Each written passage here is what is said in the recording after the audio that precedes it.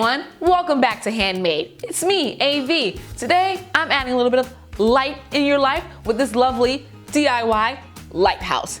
The best part, you have 90% of the materials already. I'm certain of it. Like, for real, you have them. This is a trash to treasure project. Let's get crafty. Note, you may be tempted to use acrylic paint or chalk paint for this project, and I highly recommend that you don't do that because it takes so many coats just to get like a good solid base on the carton, especially if you're using white. Just don't do it. You'll be painting forever. Forever. We are going to do some spray painting, and I have a couple of tips for you. Tip 1, you want to make sure you spray paint in a well-ventilated area, also known as outside. Please disregard this entire forest known as my backyard because I let the weeds grow really tall, then I cut them to like shape them and, you know, kind of like a garden, but of weeds. Trust the process. You want to make sure that your material is properly prepped, cleaned, and primed. In this case, we just need a disinfectant wipe. Now, it's time to make our windows. First, draw squares and rectangles on the front or sides of the house. Draw different kinds to create interest.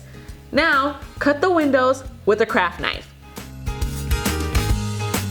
As you're cutting, you may notice that your spray paint may lift a little bit. That is perfectly fine. You can add another coat before you add the tissue paper. As you're cutting, you want to pull your knife firmly, but sometimes you might find that you have to saw through certain parts. For these windows, I cut about ½ an inch on each side and 4 inches from the bottom. You also want to cut a large flap in the back so you can fit your hand through.